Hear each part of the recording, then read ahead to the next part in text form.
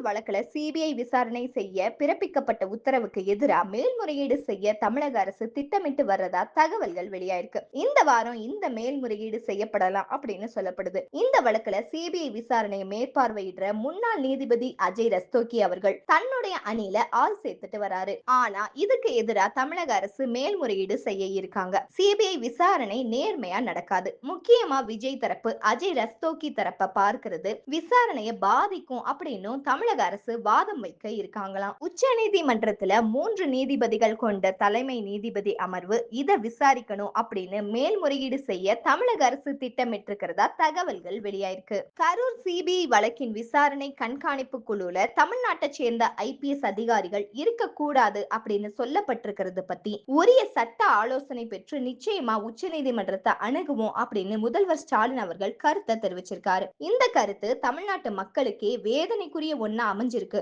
அப்படின்னு முதல்வர் ஸ்டாலின் அவர்கள் தன்னுடைய கருத்தை சொல்லியிருக்காரு. முன்னாள் நீதிபதி அஜய் ரஸ்தோகி அவர்கள் 1958 ஆண்டு ஜூன் 18 பிறந்தாரு. ராஜஸ்தான் உயர் நீதிமன்றத்தில் புகழ்பெற்ற சிவில் வழக்கறிஞராய் இருந்த அவருடைய தந்தை ஹரிஷ் சந்திர ரஸ்தோகியின் வழியில 1982 ஆண்டு சட்டத்துறையில தன்னுடைய பயணத்தை தொடங்கினாரு. வழக்கறிஞரா நீதிபதி ரஸ்தோகி அவர்கள் பல சட்ட பிரிவுகள்ல பணியாற்றினார். அதே சமயம் அவர் அரசியலமைப்பு சட்டம் மற்றும் சேவை சட்டங்கள்ல முக்கிய கவனம் செலுத்தினார். 1990 ஆண்டு ராஜஸ்தான் உயர் நீதிமன்றத்தின் நிரந்தர வழக்கறிஞராக நியமிக்கப்பட்ட அவர் 2004 ஆண்டு வரைக்குமே அந்த பதவியில நீடிச்சாரு. 1999 இருந்து 2000 வரைக்குமே ஜெய்ப்பூர்ல இருக்கிற ராஜஸ்தான் உயர்நீதிமன்ற வழக்கறிஞர் சங்கத்தின் தலைவராகவும் பணியாற்றியிருக்காரு. ராஜஸ்தான் உயர்நீதிமன்ற நீதிபதியா பொறுப்பேற்றதுக்கு அப்புறமா 2013 ஆண்டு அக்டோபர் 14 இருந்து 2016 ஆண்டு அக்டோபர் 18 வரைக்குமே மாநில சட்ட சேவை ஆணையத்தின் நிர்வாக தலைவராகவும் பணியாற்றினார்.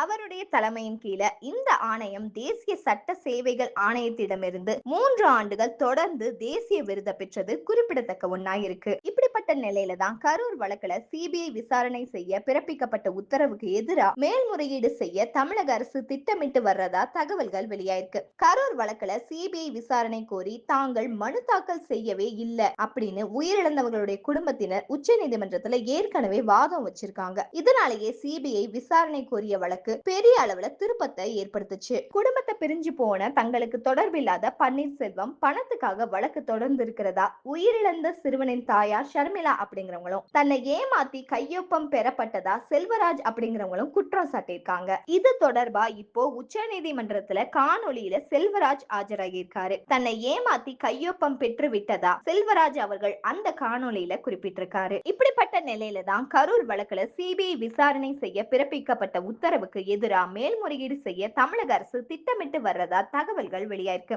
இந்த வழக்குல முறைகேடு நடந்திருக்கிறதுனால இத பெரிய அமர்வு விசாரிக்கணும் அப்படின்னு அரசு மேல்முறையீடு செய்ய வாய்ப்பு இருக்கிறதா தகவல்கள் வெளியாயிருக்கு. கரூர் கூட்ட நெரிசல் விவகாரத்துல விசாரணையை சிபிஐக்கு மாத்தி உச்ச நீதிமன்றம் உத்தரவு பிறப்பிச்சிருக்கு. சிபிஐ விசாரணையை உச்ச நீதிமன்ற ஓய்வு பெற்ற நீதிபதி அஜய் ரஸ்தோகி தலைமையிலான குழு கண்காணிக்கும் அப்படின்னு அறிவிப்பு வெளியிட்டிருக்கு. இதுல தமிழ்நாட்டை பூர்வீகமா கொண்ட அதிகாரிகள் இருக்க கூடாது அப்படின்னு உத்தரவும் விடப்பட்டிருக்கு.